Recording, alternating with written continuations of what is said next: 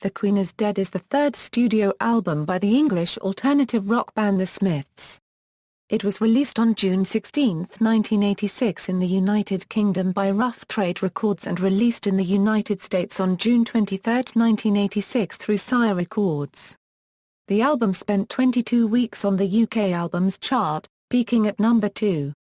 Across the Atlantic, it reached number 28 in Canada on the RPM 100 album chart and number 70 on the Billboard 200 chart, and was certified gold by the RIAA in late 1990. It has sold consistently well ever since. The album cover, designed by Morrissey, features Alain Delon from the 1964 film Msumis. In 2013 The Queen Is Dead was ranked the greatest record of all time on NME Greatest Albums of All Time list. Songwriting: guitarist Johnny Marr wrote several songs that would later appear on The Queen Is Dead while the Smiths toured Britain in early 1985, working out song arrangements with bassist Andy Rourke and drummer Mike Joyce during soundchecks. The Boy with a Thorn in His Side was, according to Marr, an effortless piece of music, and was written on tour in the spring of 1985. The song's lyrics refer allegorically to the band's experience of the music industry that failed to appreciate it. In 2003, Morrissey named this as his favorite Smiths song. A demo of the music for Some Girls Are Bigger Than Others was posted by Marr through Morrissey's letterbox in the summer of 1985. Morrissey then completed the song by adding lyrics. Marr has stated that he preferred the music to the lyrics. Frankly, Mr. Shankly, I Know It's Over, and There Is a Light That Never Goes Out were written by Morrissey and Marr in a marathon writing session in the late summer of 1985 at Marr's home in Bowden, Greater Manchester. The first of these is reputed to have been addressed to Jeff Travis, head of the Smiths record label Rough Trade. Travis has since described it as a funny lyric about Morrissey's desire to be somewhere else, acknowledging that a line in the song about bloody awful poetry was a reference to a poem he had written for Morrissey. There Is a Light That Never Goes Out features lyrics drawn from Lonely Planet Boy by the New York Dolls.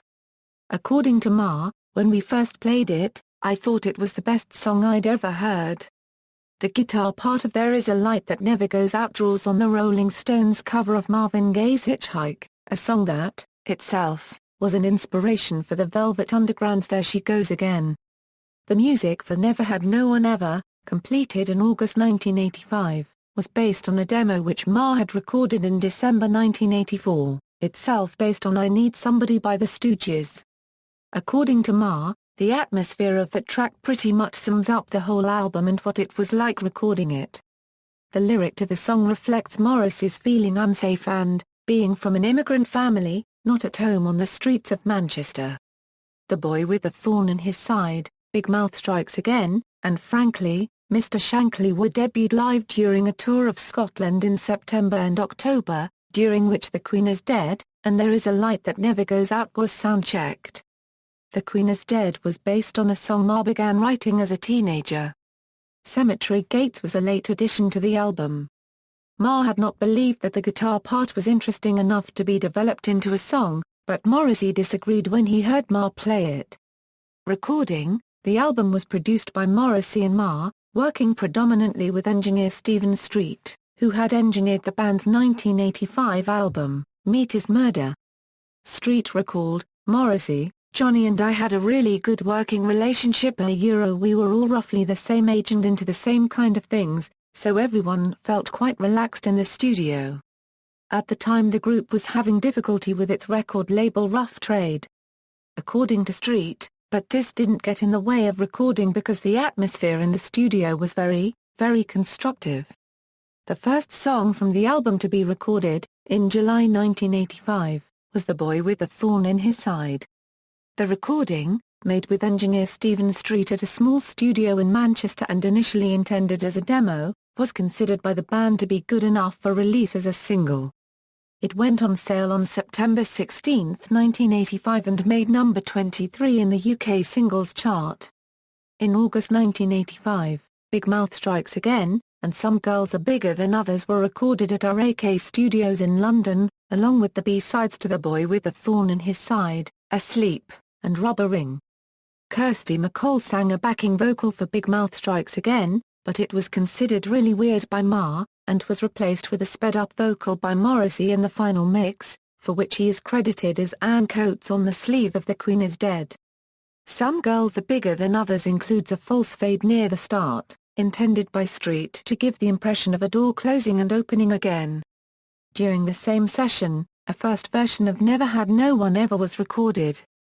The bulk of the album was recorded in the winter of 1985 at Jacob Studios in Farnham, under the working title Margaret on the Guillotine.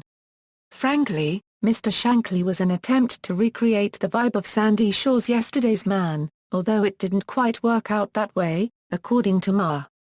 Linda McCartney was asked to play piano on the track, but declined, and a first take featuring a trumpeter was scrapped. The version originally intended for inclusion on The Queen Is Dead was ruined by a technical glitch on the tape, and so the song was re-recorded with John Porter at Wessex Studios in London. The Queen Is Dead was among the last songs to be recorded. Its distinctive tom-tom loop was created by Mike Joyce and Stephen Street using a sampler. A line of guitar feedback was played by Ma through a wah-wah pedal throughout the song.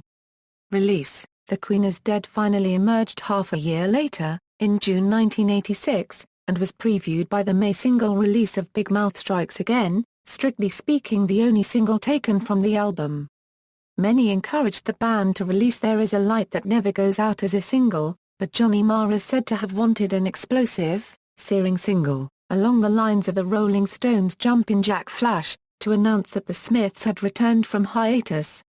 It did not fare as well as expected, stalling at number 26 on the British charts. The album is popularly regarded as the Smiths' best album. Its mix of jangle pop, British invasion, music hall, rockabilly and punk rock quickly became a British sensation and established the Smiths as one of the biggest bands of their era. Both Morrissey and Ma disagree, however, citing its 1987 successor, Strange Ways, Here We Come, as their peak. Reception: Rolling Stone gave the album a 5-star rating. Reviewer Mark Coleman remarked on Morrissey's sense of humor and singled out the singer's performance on Cemetery Gates as a highlight. Coleman concluded, "Like it or not, this guy's going to be around for a while." Pitchfork Media listed The Queen Is Dead as 6th best album of the 1980s. In 2000, Mojo magazine placed There Is a Light That Never Goes Out at number 25 on its list of the 100 greatest songs of all time, while VH1 placed it top of its top 500 indie songs chart. In 2003, The Queen Is Dead was ranked number 216 on Rolling Stone's list of the 500 greatest albums of all time. In 2006 it was named the second greatest British album of all time by NME. In 2006, Q magazine placed the album at number 3 in its list of 40 best albums of the 80s. UK-based magazine Clash added The Queen Is Dead to its Classic Album Hall of Fame in its June 2011 issue, saying it is an album to lose yourself in. It has depth, focus and some great tunes. It's easy to see why the album is held in such high esteem by Smiths fanatics and why, a decade later, it became a key influence for all things Britpop. In 2012, Slant magazine listed the album at number 16 on its list of best albums of the 1980s, saying there may never again be an indie rock album as good as The Queen Is Dead. In 2013 The Queen Is Dead was ranked the greatest record of all time on NME Greatest Albums of All Time list.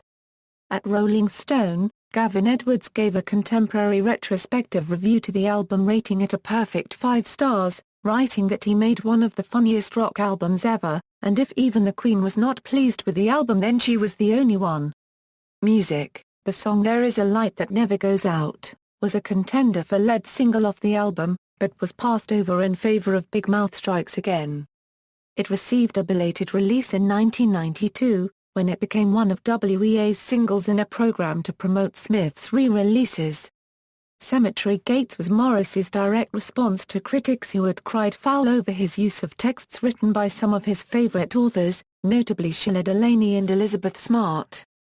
Oscar Wilde, who was also accused of plagiarism, figures as a patron saint of Morrissey's in the song's lyrics. A Wilde quote, "Talent borrows, genius steals," was etched in the vinyl run-out grooves of the first single off the album, Big Mouth Strikes Again. These etchings appear almost exclusively on the UK releases. The Queen is Dead, which leads off the album and notably became an expressionistic music video directed by Derek Jarman, starts with a soundbite from Brian Forbes' 1962 British film The L-Shaped Room. Another instance of Morrissey's fascination with 60s British cinema, the film featured performances by Pat Phoenix and Cicely Courtneyde, an elderly lesbian veteran of the music halls. The soundbite is Courtneyde's character nostalgically singing the World War I song Take Me Back to Dear Old Blighty. The actress had also appeared in a gala performance for Elizabeth II's Silver Jubilee called God Save the Queen, and died in 1980. A few songs, including The Queen is Dead, and Big Mouth Strikes Again, feature pitch-shifted backing vocals by Morrissey. Morrissey liked to experiment with effects on his voice, so Street ran his voice through a harmonizer for the backing tracks. Street recalled, "At that time, apart from the harmonizer, he didn't go for much backing vocal or harmony work. He's done that more on recent albums, but he did like to experiment." The backing vocals are attributed to Ann Coates on the record sleeve. Track listing: all songs written and composed by Morrissey and Johnny Marr, except Take Me Back to Dear Old Blighty, written by A.J. Mills, Fred Godfrey and Bennett Scotter. Personnel: Morrissey vocals, Johnny Marr guitars, harmonium, synthesized string instruments and flute arrangements, Andy Rauke bass, Mike Joyce drums. Production personnel: Morrissey and Johnny Marr producers, Stephen Street engineer, John Porter engineer on Frankly, Mr. Shankly. Charts, album, references. Bibliography: Riasbard, Eric. Craig Marks. Spin Alternative Record Guide. Vintage Books. ISBN A0-679-75574-8. External links: The Queen is Dead at Radio 3 Net.